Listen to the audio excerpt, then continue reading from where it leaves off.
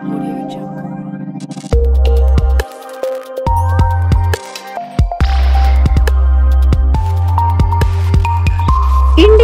TV9 news Maharashtra. Mulegaon फाटा Hyderabad road Sangamnagar येथे भीषण अपघात झाला। या अपघातात एक जण जागीच ठार झाला असून एक जण किरकोळ जखमी झाला आहे।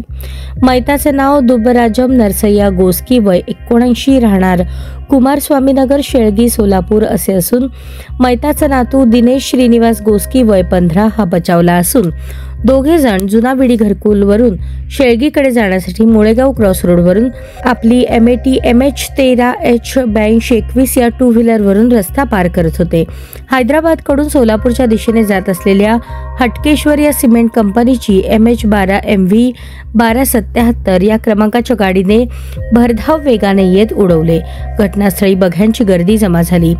तसेच घटनास्थळी पत्रकार अजमेर शेख यांनी रुग्णसेवक लादेन आणि कंट्रोल 100 या नंबरवर घटनेची माहिती देऊन तात्काळ फोन लावून घेतला। माहिती दिली असता लगेच काही मिनिटातच लादेन यांच्या मुलाने ॲम्ब्युलन्स घेऊन घटनास्थळ गाठले। पोलीसही घटनास्थळी दाखल झाले। मैताचा पंचनामा करून मयत शवविच्छेदनासाठी शासकीय रुग्णालय अर्थात सिव्हिल हॉस्पिटल येथे घेऊन गेले। घटनास्थळी मयत व्यक्तीच्या नातेवाईकांनी मोठी गर्दी केली होती। माझं नाव दिनेश गोस्की आहे। मी रस्त्यावरनं जायच्या वेळेस आमच्या आजोबाला तिथे फोनवर बोलत होते।